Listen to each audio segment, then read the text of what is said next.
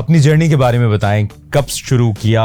घर का माहौल म्यूजिक को लेके और being a girl in our society, आपको पता है कि ये टैबू है। पाकिस्तान आइडल को लेकर क्या आपका थॉट प्रोसेस? कितने प्यारी प्यारी आवाज़ें। मैं लड़कियों के लिए स्पेशली बहुत खुश थी क्योंकि हमारे पास मेल आर्टिस्ट तो बहुत हैं, फीमेल आर्टिस्ट बहुत हमारे पास गिनी चुनी है। वो ड्यू क्रेडिट जो मिलना चाहिए उस गाने पर, या वो आपको नहीं मिला? उस वक्त मैं बहुत गुस्से में थी, मतलब ये क्यों किया मेरे साथ, मैं भी डिजर्व करती। बहुत लोगों की मेंटल हेल्थ इससे अफेक्ट हुई है, बहुत लोग डिसअपॉइंट हुए हैं। बॉडी शेमिंग इतनी ज़्यादा हुई है कि एक वक्त ऐसा आया कि मैं अपने आप को शीशे में देखना पसंद नहीं करती थी।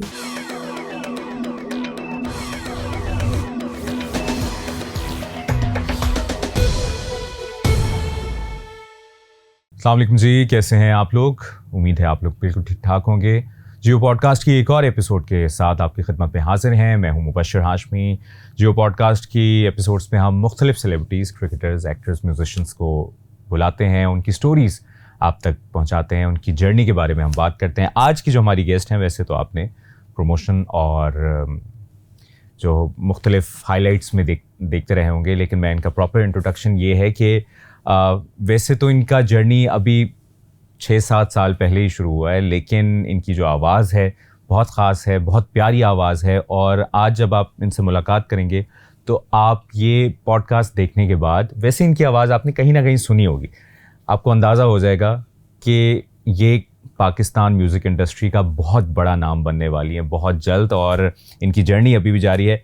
तेरा मेरा है प्यार अमर, इश्क मुर्शद ड्रामा जब आया तो अहमद जहां ज़ेब की आवाज़ में कमाल कर दिया, लेकिन उसका जो फीमेल वर्जन था उसको भी कोई नहीं भूल सकता। उसमें भी बड़ी ख़ास एक, वो कहते हैं ना कि बड़ी प्यारा अंदाज़ था उस गाने में भी, उस फीमेल वर्जन में भी। और वो कोई तकरीबन मुख्तलिफ प्लेटफॉर्म्स अगर देखे जाएँ तो उस पर 100 मिलियन व्यूज़ तक आए उसके, बहुत लोगों ने पसंद किया, ग्लोबल सेंसेशन बना।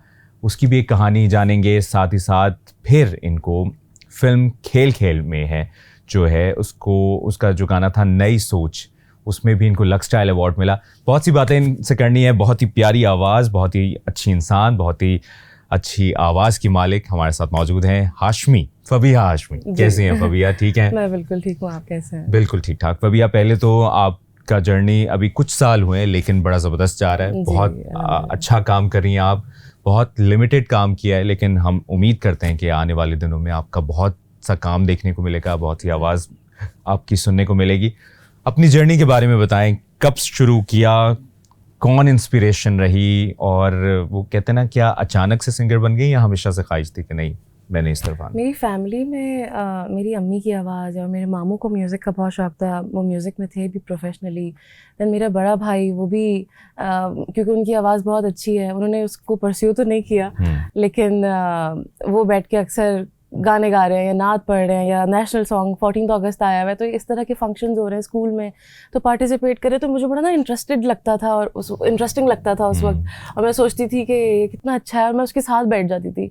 फिर आहिस्ता आहिस्ता 2011 की बात है, मेरे स्कूल में एक इंडिपेंडेंस डे का शो था और सब बच्चों को सिलेक्ट किया जा रहा था कि कौन मिली नगमे पढ़ेगा। और अच्छा। मैंने बस उसमें ऑडिशन दे दिया अपना। मैंने बोला ट्राई कर लेते हैं, क्योंकि मुझे था कि शायद मैं कर सकती हूँ। म्यूज़िक को शुरू से देखा था मैंने और सबको पसंद आ गया। मैंने सोहनी धरती जो है वो पढ़ा था 14 अगस्त को अपने स्कूल के फंक्शन में। उस वक्त फिर मुझे रियलाइज़ हुआ था कि दिस इज समथिंग जो मुझे पसंद है और मैं ये करना चाहती हूँ। 2014 में फिर मैंने एक ऐड किया था, लेकिन उस वक्त कोई इरादा नहीं था कि मुझे इसको प्रोफेशनली लेके चलना है। बस वो शौक़ में चली गई, करके आ गई। और I was very happy that day कि अच्छा मैंने अपना पहला काम किया, वो ऐड। तो उस ऐड तक किसने आपको पहुंचाया, किसने रिकमेंड किया? अच्छा, मेरे मामू के ही दोस्त थे, उनका नाम वाजिद सईद है, हमारे काफ़ी अच्छे वो कंपोज़र है, तो उन्होंने उनसे कहा होगा और मामू ने फिर उनको मेरा बताया। मैं और मेरा बड़ा भाई हम लोग गए थे उनके स्टूडियो, इस तरह से वो रिकॉर्डिंग हुई। मैं बहुत खुशी से घर आई थी। वो जो एक सेटिस्फेक्शन और वो खुशी थी वो बहुत अलग थी। लेकिन क्योंकि घर का माहौल म्यूज़िक को लेके और being a girl in our society, आपको पता है कि ये टैबू है और उसको इतनी आसानी से लड़कियों को इस फील्ड में आने नहीं देते। हमारे माँ बाप ज़रा कंसर्न होते हैं बहुत सारी चीज़ों को लेके, तो बाबा इतने फेवर में नहीं थे। तो मुझे, और मैं भी उस वक्त बहुत ही पढ़ने लिखने वाली बच्ची अपने स्कूल की, मैं हमेशा स्टार अचीवर्स में आ रही हूँ, हर साल जो है ना वो पोजीशंस आ रही हैं, तो मेरा पढ़ाई की तरफ ही ध्यान था। वो ऐड करने के बाद भी इवन 4 साल तक कोई इरादा नहीं था, शौक आ चुका था। उन दिनों साउंड क्लाउड होता था, इफ़ यू रिमेंबर, तो बहुत बिल्कुल ऐसे ही है। मेरे कजन्स ने बोला और बहुत लोगों ने बाबा को बोला कि साउंड क्लाउड पे इसको आईडी बनाने दें, वहाँ तो सिर्फ ऑडियो जाता है, कोई वीडियो भी नहीं होती, पिक्चर नहीं होती। लेकिन बाबा शायद उस चीज़ों से अवेयर नहीं थे उस वक्त, तो कंफर्टेबल नहीं थे। तो जब वो कंफर्टेबल नहीं थे तो मैं भी फिर आगे उस वक्त बढ़ नहीं पा रही थी। लेकिन एक वक्त आया जहाँ मुझे लगा कि यही है जो जिसमें मैं दिलो जान से मेहनत कर सकती हूँ और सबसे ज़्यादा इंटरेस्ट लेती हूँ। बाकी काम में मैं, क्योंकि जितना कंसिस्टेंट मैं म्यूज़िक में रही हूँ, इतना कंसिस्टेंट मुझे नहीं लगता मैं अपनी ज़िंदगी में अभी तक किसी चीज़ में रही हूँ। बाबा ने जब देखा कि इसका इंटरेस्ट जो है वो ख़त्म नहीं हो रहा और ये तो अड़ गई है, ज़िद्दी है ये इस मामले में, 2018 में मेरा एक दोस्त था मुताल, उसने मुझे जो है वो एक दिन मैसेज किया कि PTV के ना शो के ऑडिशंस आए हुए हैं और वहाँ पर डिफरेंट आ रहे हैं, बच्चों का शो था, and I was 17 years old that time. तो उसने बोला आ जाओ ऑडिशन दे दो। तो मैंने कहा बाबा तो नहीं मानेंगे, तो कहता है बना लो, बात करो उनसे। पता नहीं उस दिन कहाँ से हिम्मत आ गई थी मैं गई, मैंने बाबा से पूछा, बाबा ने बोला कि अच्छा चलो भाई के साथ चली जाना। और वो इस तरह से वो PTV से स्टार्ट हुआ और मैं सिलेक्ट हो गई। वहाँ पे 2 शोज़ किए, फिर वो डिफरेंट आप कहीं जाते हैं, आपका कांटेक्ट बनता है, फिर डिफरेंट शोज़ किए, मॉर्निंग शोज़ किए। करते करते मुझे पता चल गया कि अच्छा ये मेरा इंटरेस्ट है, यहाँ से ही अब इसको परस्यू करना है। That's how it started. और फिर डिफरेंट शोज़ आते गए, उसमें एज अ कंटेस्टेंट मैंने पार्टिसिपेट किया। एक शो मॉर्निंग शो था जागो पाकिस्तान जागो, तो उसमें मैंने जो है वो पार्टिसिपेट किया था और and I was the second runner up. ज़बरदस्त। तो ये सारी चीज़ें जो है ये वो एक उस जर्नी को आप तक इश्क मुर्शद वाले कैसे पहुँचे? इश्क मुर्शद का तो ये था कि अहमद भाई मेरे काफ़ी अच्छे दोस्त हैं और मेरे सीनियर हैं, मैं उनको बहुत रिस्पेक्ट करती हूँ। उनका म्यूज़िक आपको पता है सब फॉलो करते हैं। कमाल, अहमद जहांज़ेब तो हमारे लेजेंडरी सिंगर ऐसे ही है। अच्छा, जब ये गाना आया तो पूरा सब लोग इस गाने को सुन रहे थे, पूरी हर जगह ये गाना था और मुझे था कि अच्छा चलो कवर करते हैं, क्योंकि लोगों को बहुत पसंद आया हुआ था। मुझसे लोग रिक्वेस्ट कर रहे थे कि आप भी कवर करके डालें। तो मैंने अहमद भाई को मैसेज किया कि आप मुझे ना इसका म्यूज़िक दे सकते हैं, मुझे ना कवर पोस्ट करना है इसका। तो कहते सीधा सीधा बोलो तुम इसका फीमेल वर्जन गाना है। तो मैंने बोला आई वोंट माइंड, अगर आप मुझे ऑफ़र करेंगे, व्हाई वुड आई से नो। और ये 2019 की बात है राइट? नहीं, ये है 2023 के एंड की बात है जी। और 2024 की जनवरी में रिलीज़ हुआ था ये मेरा, पोस्ट कोविड। तो मैंने बोला कि आई वोंट माइंड। फिर उन्होंने बोला थोड़ा सा टाइम दो, let me talk to the team. और उन्होंने बात की एंड इट गॉट अप्रूव्ड। और मैं गई और मैं रिकॉर्ड भी करके आ गई, मुझे पता नहीं। फिर वो रिलीज़ हो गया। अच्छा, रिलीज़ होने के बाद भी मुझे लगा कि लोग नहीं सुनेंगे, क्योंकि ज़ाहिर है अहमद भाई ने जो गाया उसका एक डिफरेंट लेवल था और मैंने जो गाया, मैं बोला सही गा दिया है, ठीक है। मैंने एक्सपेक्ट नहीं किया था। And it became a global sensation with in 1 month, इतना वायरल हो गया। कहाँ से मुझे मैसेजेस नहीं आए दुनिया भर से। मुझे इवन सऊदीया की मिनिस्ट्री ने इनवाइट किया, पाकिस्तान को मैंने रिप्रेजेंट किया। अच्छा, ज़बरदस्त, ये बड़ी इंटरेस्टिंग बात। मैं इसी गाने के बेसिस पे, तो मैंने बहुत कुछ इस गाने की वजह से मुझे। अहमद भाई का क्या रिएक्शन था? अहमद जहांज़ेब की हम बात करें, अगर आप लोगों को अंदाजा नहीं, क्योंकि वो कॉम्पोजिशन तो उनकी थी, लिखा भी उन्होंने था, मैंने गाया था, तो उनको पता था कि उनको बिलीव था उस चीज़ पे कि ये अच्छा जाएगा। अहमद जहांज़ेब भी जो, यानी वैसे तो ये वाला गाना बहुत तेरा मेरा है प्यार अमर बहुत हिट हुआ, लेकिन अगर किसी ने पुराने उनके अर्ली 2000s के गाने सुने कहो एक दिन और मुझे प्यार चाहिए, वो एक ऐसा सॉन्ग है जो बड़ा अंडररेटेड सॉन्ग है और उनके बड़े कमाल गाए थे। और उनके साथ एक चीज़ शेयर करना मेरे ख्याल में आपके लिए वैसे ही बहुत बड़ी अचीवमेंट। मैं उनके साथ पहले भी एक कैंपेन पे काम कर चुकी थी, तो इसीलिए मैं उनको जानती भी थी। और उनके साथ मैंने जब काम किया है, मेरा वो प्रोजेक्ट वायरल हुआ है। इवन वो उस कैंपेन का सॉन्ग भी वायरल हुआ था। हाँ, नॉट एज बिग एज इश्क मुर्शद वन, लेकिन वो भी वायरल हुआ था। तो मैंने ऑब्वियसली हर गाने की एक वेटेज होती है, हर गाने ने अपने हिसाब से बिल्कुल एक जगह बनाते हैं। लेकिन और मुझे लगता है कि जितने भी आर्टिस्ट हैं हमारे पास, हमारे सीनियर आर्टिस्ट, सबके गानों में उनका एक एसेंस होता है। तो अहमद भाई के गानों में उनका एसेंस है, वो कॉम्पोजिशंस कोई और नहीं कर सकता। और मैंने जब जब उनके साथ काम किया मुझे बहुत अच्छा लगा, बहुत मज़ा आया, बहुत कुछ सीखा है। मुझे लग रहा होता है जब मैं उनके पास बैठी हुई होती हूँ, स्टूडियो में रिकॉर्डिंग चल रही है, मैं बोल रही होती नहीं मैं ये नहीं कर पाऊँगी, ये सुर नहीं लगेगा अहमद भाई, ये नहीं होगा मुझसे। आई कॉल हिम एजे, तो उनको एजे ये सुर नहीं लगेगा मुझसे, ये नहीं हो पाएगा। और वो बोलते तुम करोगी, तुम, वो डांट के करवाते हैं मुझसे कि तुम करोगी, तुम करो, ट्राई करो, मुझे पता है तुम कर सकती हो, और वो हो जाता है। और ये जैसे एक डायरेक्टर एक एक्टर का जो है वो प्रॉपर आर्ट बाहर निकालता है, उसी तरह एक अच्छा म्यूजिक प्रोड्यूसर या कंपोजर एक अच्छे आर्टिस्ट का जो है वो आर्ट बाहर निकाल के, सिंगर का आर्ट बाहर निकालता है, उसकी क्रिएटिव साइड निकाल के ला के देता है। तो अहमद भाई ने मेरी क्रिएटिव साइड को निकाला और मैंने अपनी ऐसी चीज़ें डिस्कवर की जो मुझे पता भी नहीं था कि मेरे अंदर है। यही तो उनकी कमाल बात है। As a singer, as a music composer मुझे नहीं अंदाज़ा था, लेकिन जिस तरह आप बता रही हैं, और पहले भी हमारी इससे मुतालिक बात हुई थी, तो इससे पता चलता है कि एक होता है सीनियर, एक होता है मेंटोर, जिन्होंने जो आपको लेके चलते हैं, वो चाहें तो, यानी ये किसी भी आला म्यूजिक कंपोजर की ये एक निशानी है। तो फिर दुरेफ़ शाह और बिलाल अब्बास, इन लोगों से मुलाकात हुई, इनकी तरफ से कोई यादगार एप्रिसिएशन याद हो या कहीं और? उनसे मुलाकात ऐसे नहीं हुई। हाँ, जो मैंने एक फिल्म सॉन्ग किया था जो मैं आपको बता रही थी, वो भी उस पर भी बिलाल अब्बास ही थे, तो उनसे मैं वहाँ ज़रूर मिली थी। लेकिन इश्क मुर्शिद के इनके इवेंट्स हुए थे, लेकिन आई वॉज नॉट देयर, तो मेरी मुलाकात हो नहीं पाई। ये बात भी मैं एक जगह पढ़ भी रहा था, और ये भी सुनने को मिला कि वो ड्यू क्रेडिट जो मिलना चाहिए उस गाने पर, या वो आपको नहीं मिला, इसका शिकवा है, या आपको लगता है कि कहीं ना जिस वक्त हुआ था उस वक्त ज़रूर था। मैं बहुत नाराज़ हुई थी इस बात पे, और बल्कि एक स्टोरी भी लगाई थी मैंने जो वायरल हो गई थी, और बाद में मुझे रियलाइज़ हुआ था कि मुझे नहीं लगानी चाहिए थी। मैं उस चीज़ को दूसरे तरीके से भी हैंडल कर सकती थी, लेकिन आप ज़ाहिर है आप गलतियों से सीखते हैं। और उस वक्त मैं बहुत गुस्से में थी, मतलब ये क्यों किया मेरे साथ, मैं भी डिज़र्व करती थी रिकग्निशन, मैं भी जाना चाहती थी उस इवेंट में और मैं सबसे मिलना चाहती थी।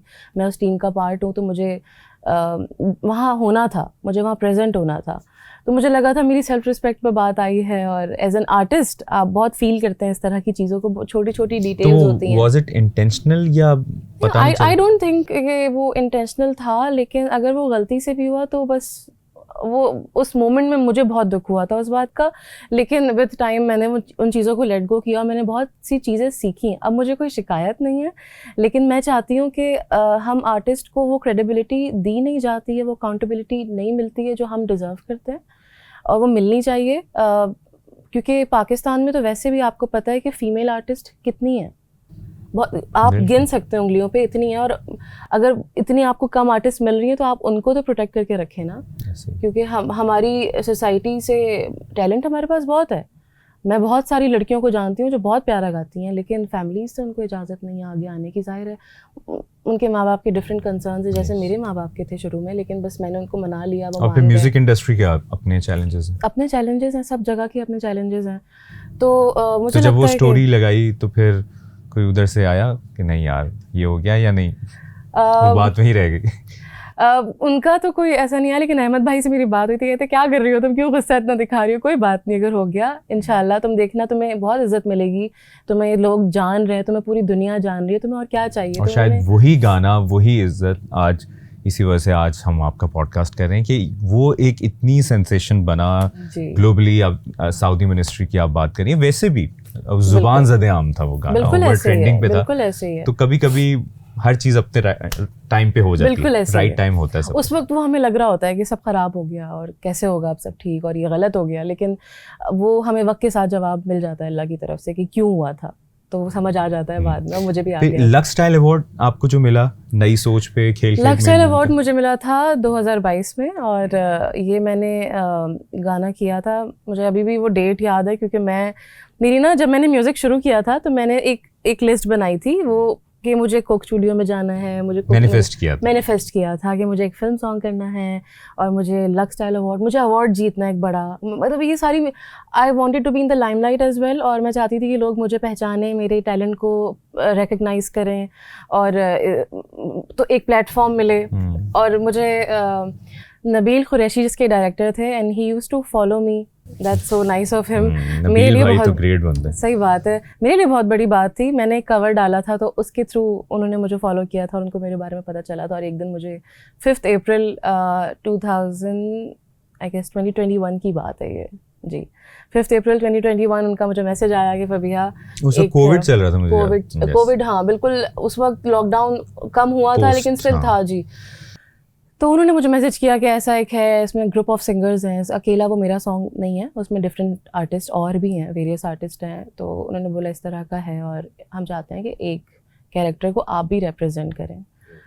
और फिर मैं गई, शुजा भाई जो हैं वो उनके मैं स्टूडियो गई थी और उन्होंने रिकॉर्ड किया था, उन्होंने वो गाना बनाया है और बस वो मैं करके आ गई। कोई मुझे उम्मीद ही नहीं थी कि कुछ इस तरह का एकदम से हो जाएगा। अगले साल जब लक्सटाइल अवार्ड्स हुए और वो कोविड के बाद पहले अवार्ड्स थे, तो उन दिनों एक फिल्म और आई थी और एक नई सोच थी और एकदम से मुझे अच्छा मैं अम्मी के साथ बैठी हुई थी तो अम्मी से मैं कुछ बात कर रही थी तो मैंने कहा रुके मैं उनको कुछ बता रही थी कि मुझे आपको अपने फ़ोन पे कुछ दिखाना है। तो मैंने कहा रुके मैं अपना फ़ोन लेके आती हूँ अपने रूम से।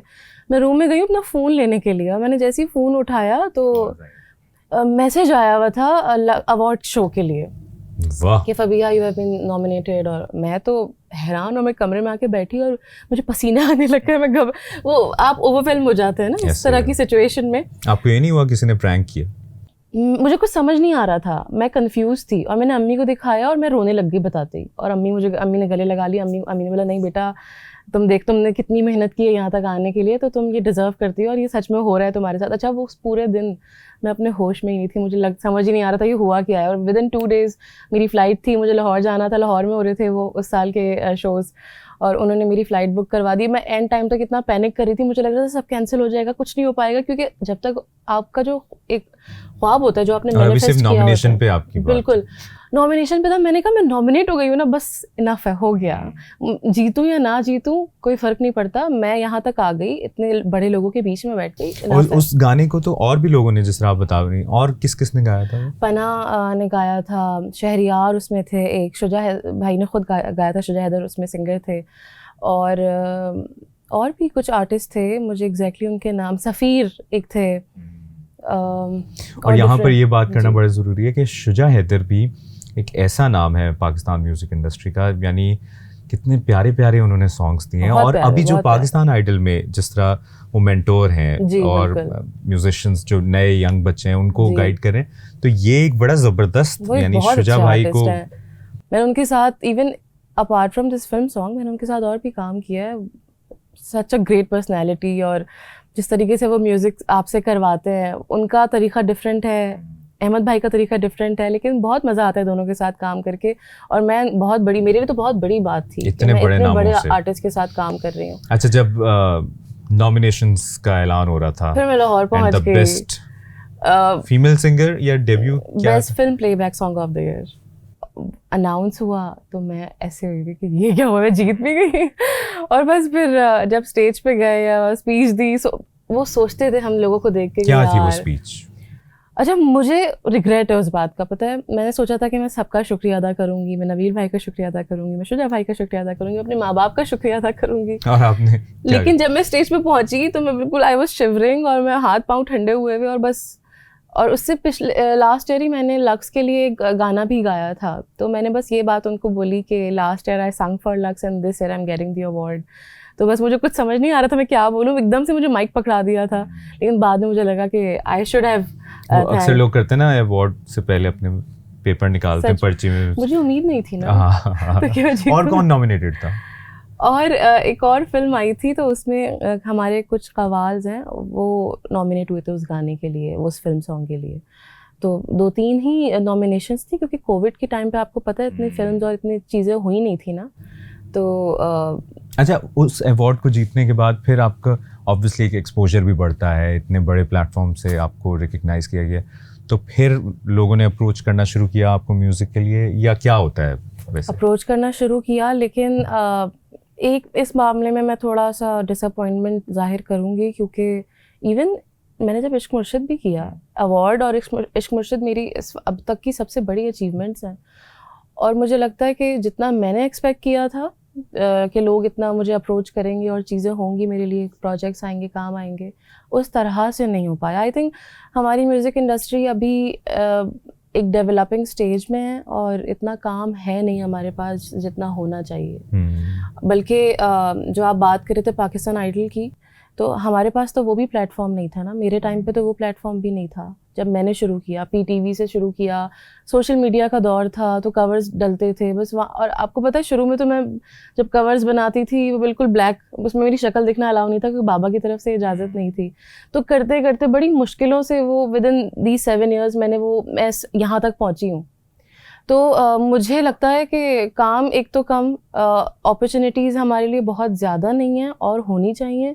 और इंशाल्लाह जब मैं एक बहुत बड़ी आर्टिस्ट बन जाऊंगी, मैंने सोची हुई है चीज़ें कि मैं अपने फेलो आर्टिस्ट के लिए, मेरी जो अपकमिंग आर्टिस्ट हैं हमारे, मैं उनके लिए बहुत कुछ करना चाहती हूँ। स्टार्ट में सब यही कहते हैं नहीं, जैसे उनके लिए आई नो, लेकिन मैं सच में करना चाहती हूँ क्योंकि जब और आपकी नीयत साफ हो तो देर बदेर मिल जाता है आपको, आप वहाँ पहुँच जाते हो जहाँ पर। और इस दौरान सिर्फ एक चीज़ होती है जो अक्सर मैं पॉडकास्ट में भी जिक्र करता हूँ, आपने पॉजिटिव रहना। आपके पास हर्डल्स आएंगे, चीज़ें आएंगी, रिजेक्ट होंगे, डिसअपॉइंटमेंट्स होंगी, इस दौरान पर्सनल लाइफ में आपके ब्रेकअप्स होंगे, मसले मसाइल आएंगे, वो चलता रहेगा। लेकिन आपने अपना वो जो मंजिल की तरफ फोकस नहीं हटाना। और बहुत दफ़ा ऐसा हुआ है इसमें कि मेरा गिव अप करने का दिल किया, मतलब बस अब बहुत हो गया, अब छोड़ देती हूँ क्योंकि बहुत सारी चीज़ें ऐसी होती हैं। और मैं एक लड़की हूँ तो माँ बाप ने बड़ा प्रोटेक्ट करके रखा है शुरू से, बड़े वैसे माहौल में रही हूँ जहाँ पे हल्का सा भी कुछ ना हो, बहुत चीज़ों का ख्याल रखते थे। तो अब आप एकदम से एक प्रैक्टिकल लाइफ में जब आप कदम रख रहे होते हैं, अभी नई आई हूँ मैं प्रैक्टिकल लाइफ में, तो बहुत सी चीज़ें मुझे फेस करनी पड़ रही होती हैं। मैं डर रही होती हूँ कि ये कैसे हो गया, ये कैसे मैं हैंडल करूँगी। तो बहुत से ऐसे मौके हैं जहाँ मैं बोलती थी बस अब बहुत हो गया, अब म्यूज़िक छोड़ना है, अब छोड़ देती हूँ। लेकिन फिर कुछ ऐसा हो जाता है कि मैं बोलती हूँ नहीं यार, ये नहीं छोड़ सकती, ये छोड़ दूँगी तो फिर मैं कौन हूँ, तो फिर मेरी तो कोई पहचान ही नहीं है। तो इस दौरान फिर कौन था आपका सपोर्ट सिस्टम जिसने कहा कि नहीं यार हिम्मत नहीं? शुरू में अम्मी बहुत ज़्यादा थी, लेकिन विद टाइम फिर बाबा भी हो गए। तो अब मेरे अम्मी बाबा दोनों ही मुझे बहुत सपोर्ट करते हैं, बल्कि बाबा तो इतना सपोर्ट कर रहे होते हैं कि वो मुझे टोकते हैं, तलफ़्फ़ुज़ सही नहीं है बेटा, इसको ठीक करो, यहाँ पर काफ का नहीं, यहाँ पे कौफ का जो है वो साउंड आएगा, तो मैं एक टीचर रख के देता हूँ, तुम ये सीखो, तुम वो सीखो। मैंने अभी रिसेंटली एक ओरिजिनल अपना गाना बनाया है, तो जब मैं बना के आई तो मैं जब भी कोई काम करके आती हूँ मैं अपने माँ बाप को सबसे पहले सुनाती हूँ। तो अब्बा का क्या रिएक्शन था जब आप अवार्ड जीती? बहुत खुश थे बाबा। या और तेरा मेरा है प्यार अमर पे बाबा बहुत खुश थे, बल्कि वो बहुत प्राउड। मैं जहाँ भी जा रही होती हूँ मम्मी बाबा के साथ हूँ, लोग आके बाबा से मिल रहे हैं मुझसे, अरे इनके तो हम फैन हैं, गाना सुना रहे। अभी रिसेंटली हम लोग एक शादी में भी गए हुए थे, तो वहाँ पे सब मुझसे आके मिले जा रहे हैं, जिनको मैं जानती भी नहीं हूँ, मिले जा रहे हैं, आपका गाना हम तो फैन हैं, बाबा इतने खुशी से देख रहे हैं, तो वो बहुत खुश होते हैं। तो अभी म्यूज़िक इंडस्ट्री में ऑब्वियसली चैलेंजेस भी होंगे, जिस तरह आपने पहले भी जिक्र किया, और फिर एक बहुत से लोगों का, हर म्यूजिशियन का एक गोल होता है कि मैंने कोक स्टूडियो में जाना है, मैंने नेस्कैफे बेसमेंट में जाना है। तो वहाँ तक रसाई के लिए क्या करना पड़ेगा या क्या करना पड़ता है? और आपने कभी अप्रोच करने की कोशिश की किसी को कि यार?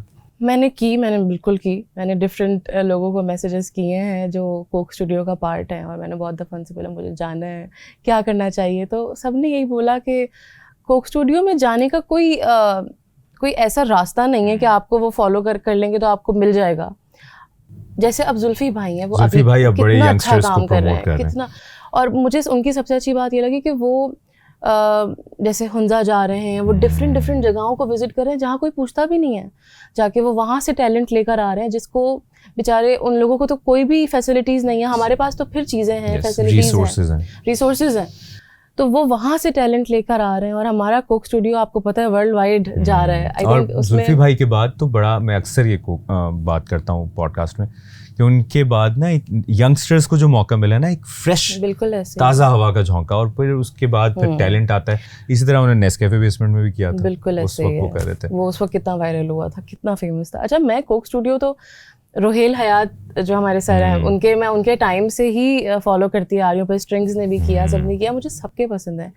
लेकिन जुल्फी भाई ने बहुत अलग चीज़ें की हैं जिससे हमारे कोक स्टूडियो जो यहाँ था, वीडियोस कितनी क्रिएटिव है, ऐसे ही है। तो वो वहाँ जाने के लिए आपको वो मेरिट बेसिस पे होगा। आप जब वो आपको सेलेक्ट कर लेंगे, बस उसी दिन आप लकी हो जाएंगे। तो कोई ऐसा कोई रोड नहीं है वहाँ जाने का, जब आप लकी हो तब बस कोक स्टूडियो में। आपने एक दफ़ा जिक्र भी किया था, अगर आप इस पर बात करना चाहें, बॉडी शेमिंग से रिलेटेड भी बात हुई। देखिए, हर म्यूजिक हो या एक्टिंग हो, सिंगिंग हो या जो भी क्रिएटिव काम हो, उसमें तो आपकी आवाज़ है, तो आपने वो चैलेंज फिर कैसे उसको फेस किया, अगर आप उस पर बात करना चाहें? मैं बहुत डिस्टर्ब रही हूँ उस चीज़ की वजह से, क्योंकि ये डायरेक्टली आपकी मेंटल हेल्थ को अफेक्ट करता है, और कोई भी चाहता नहीं है कि वो मोटा हो जाए या वो वेट गेन कर ले, और वो मैटर नहीं करना चाहिए, मैटर नहीं करना चाहिए, लेकिन वो मैटर करता है अनफॉर्चुनेटली। और मुझे लगता है चले एक्टिंग में तो समझ आता है कि आपको टीवी पे आना है, आपको सबके सामने अपने आप को पोर्ट्रे करना है, तो आपको एक क्योंकि आप एक इन्फ्लुएंशियल पर्सनैलिटी बन जाते हैं, लोग आपको देख रहे हैं, वो आपको देख के आपको फॉलो करते हैं। हम आर्टिस्ट के लिए क्या है कि हमारा गला है, मेरी आवाज़ ही पहचान है, अगर याद रहे तो हमारी आवाज़ से मतलब होना चाहिए। आप वहाँ पे ये ना देखें कि, और मेरा तो इसमें पॉइंट ऑफ व्यू ये भी है कि दुनिया बदल गई है, अब दुनिया की सोच बदल गई है, बहुत लोगों की मेंटल हेल्थ इससे अफेक्ट हुई है, बहुत लोग डिसअपॉइंट हुए हैं इस चीज से, लेकिन ये मैटर नहीं करना चाहिए। आपका टैलेंट, आपका आर्ट, बीच में मुझे बॉडी शेमिंग इतनी ज़्यादा हुई है कि एक वक्त ऐसा आया कि मैं अपने आप को शीशे में देखना पसंद नहीं करती थी, मुझे अपना आप बुरा लगता था, मैंने अपने आप से नफरत करना शुरू कर दी थी कि मैं बुरी हूँ, मैं ऐसी हूँ, मैं वैसी हूँ, मैं अपने आप को बुरा बोलने लग गई थी। फिर मुझे मेरे घर वालों ने बहुत इस चीज़ में सपोर्ट किया, बहुत समझाया कि ये कोई तरीक़ा नहीं है बेटा, ऐसे तुम अपने आप को बुरा बोल रही हो, बुरा कहने के लिए लोग हैं ना, तुम अपने आप पे काम करो, तुम अपने आप को अच्छा बनाओ, वजन कम भी करना है तो अपने लिए करो, किसी और के लिए नहीं करना चाहिए। और एक बात कहूँ, कोई भी पॉइंट हो, किसी को इस वजह से, किसी को किसी और वजह से, सही बात है, लोग कभी खुश नहीं होते। जो बहुत फिट भी हैं, जो बड़े जिम करने वाले भी हैं, उनके भी कमेंट सेक्शन में चले जाओ तो उनको किसी और बात पे, सही बात है, यानी जिसने कमेंट करना है। और ये जब से सोशल मीडिया ट्रोलिंग की हम बड़ी बात करते हैं, फिट से फिट बंदा हो, आवाज बड़ी अच्छी हो, अंदाज बहुत अच्छा हो, एक्टर बहुत अच्छा, लेकिन उन्होंने कोई बात निकाली, उन्होंने कंटेंट से कुछ निकाल लिया। तो अगर आप लोग भी जो देख रहे हैं, अपने काम पे फोकस करें, अपने काम पे, और जो कमेंट कर रहे हैं ना, वो पता नहीं कहाँ बैठा है, और जिसका काम सिर्फ कमेंट करना है, वो कमेंट जिंदगी भर करता रहेगा। आप अपने, और यही वो आवाज है जो फिर माशाल्लाह इतनी जबरदस्त। अब मैं ये जरूर चाहूंगा कि पाकिस्तान आइडल पे भी बात करें। पाकिस्तान आइडल 10 साल बाद आया, अब जो उसका टैलेंट सामने आ रहा है बड़ा जबरदस्त, बच्चे बहुत तरब हैं, नबील हैं और मीनम है, वो बहुत अच्छी आवाज़ें। 10 साल बाद, इस 10 साल में बहुत टैलेंट होगा जिसको अपॉर्चुनिटी नहीं मिली, जिसके पास रिसोर्सेज नहीं थे, जिसको वो प्लेटफॉर्म नहीं मिला। पाकिस्तान आइडल को लेकर क्या आपका थॉट प्रोसेस? मैं बहुत खुश थी जब इवन उसका एड भी मेरे पास शो हुआ था, तो मुझे बहुत खुशी हुई थी। तो आपने नहीं कहा कि मैं भी चाहती हूँ अप्लाई कर? मैंने सोचा था, और इस बात पे काफ़ी डिबेट हुई थी कि जाना चाहिए नहीं जाना चाहिए। मुझे ऐसा लगा कि वो जो एक स्ट्रगलिंग वाला टाइम था, अभी भी ऐसा नहीं है कि मैं एक प्रॉपर आर्टिस्ट बन चुकी हूँ, I am still in the process, लेकिन जो मुश्किलात जो मैंने देख चुकी हूँ, मैं वो दोबारा फेस नहीं करना चाह रही थी शायद। ऐसा नहीं कि मैं अपने आप को कोई सुपीरियर समझ रही हूँ, कुछ इस तरह का कुछ भी नहीं है मेरी इंटेंशन, लेकिन मुझे था मैंने वो फेज़ डिफरेंट शोज़ के थ्रू और चीज़ों के थ्रू देख लिया है। अभी I've done many projects, I've won the Lux Style Award, सब कुछ हो चुका है, लोग जानते हैं मुझे, और अब मुझे अपने ओरिजिनल्स पे काम करना चाहिए, ना कि मैं दोबारा से शुरू करूँ, मैं कंपटीशन में जाऊँ, मैं सबसे कम्पीट करूँ। मुझे वो चीज़ में दोबारा जाना नहीं था, क्योंकि मैंने वो चैलेंजेस फेस कर लिए थे और मेरे अंदर हिम्मत नहीं थी शायद दोबारा उनको फेस करने की। लेकिन मैं खुश बहुत हुई थी कि अगर मेरे टाइम पे नहीं, तो आपने देखा कितने टैलेंट सामने आए, बहुत हमें पता था कि ये एग्जिस्ट करते हैं, हमें कुछ, और कितने प्यारी प्यारी आवाज़ें। मैं लड़कियों के लिए स्पेशली बहुत खुश थी, क्योंकि हमारे पास मेल आर्टिस्ट तो बहुत हैं, फीमेल आर्टिस्ट बहुत हमारे पास गिनी चुनी है। तो जब उनको मैंने सुना, मैं इतना खुश हुई, मैं अभी भी देख रही होती हूँ, मुझे बहुत अच्छा लग रहा होता है कि आगे उनको प्लेटफॉर्म मिल गया। और पाकिस्तान आइडल कितना बड़ा प्लेटफॉर्म है, ऐसे ही। और ये जो कॉन्फिडेंस देखें, एक आप रैंडम लोगों के सामने या ऑडियंस के सामने आप आ रहे हैं, एक आपके सामने राहत फ़तेह अली खान, फवाद खान, बिलाल मकसूद, ज़ेब बंगश, ये वो नाम है कि आपका वैसे ही एक कॉन्फिडेंस बूस्टर। और मेरे ख्याल में अगर फिर आप नहीं परफॉर्म कर पाते, वो बहुत ज़्यादा कि यार इनकी बात मुझे याद रहेगी, तो ये बड़ा मैटर करता है प्लेटफॉर्म। और एक मैं म्यूजिशियन हैं जो हम सब, मैं तो हर पॉडकास्ट में उनका जिक्र करता हूँ, मुझे लगता है कोई भी म्यूजिशियन आया हो और उनकी मैं बात ना करूँ तो ये बड़ी ज़्यादती होगी। और जब फबिहा से भी मेरी जब इससे पहले बात हो रही थी पॉडकास्ट से पहले, तो बड़ी चीज़ें रिलेट करती हैं हमारी। एक तो काविश से हमारा प्यार, और काविश के हम अक्सर जिक्र करते हैं, जाफ़र भाई का जो म्यूज़िक है। आपको काविश मैं एक रैंडम सवाल करता हूँ जिस तरह होस्ट करते हैं, काविश भी आपको पसंद है? मुझे मोहब्बत है उनसे। हम सबको मोहब्बत है। उन जैसा कोई भी नहीं है, हमारे पास कोई नहीं है उन जैसा, और मैं एक्सप्लेन नहीं कर सकती उस चीज़ को जो और मैं। इससे पहले कि मैं आप सवाल आपके सामने रखूं, मैं ये चाहूँगा कि एक काविश के आज जेनजी फैन बने, और हम अक्सर ये बात करते हैं जी, और एक काविश का वो म्यूजिक है जो आग कितने टीवी के टाइम से दौर में चलता था, हुआ आ रहा है, और बचपन उनका सॉन्ग आया था, निंदिया रे, निंदिया रे, बचपन, तेरे प्यार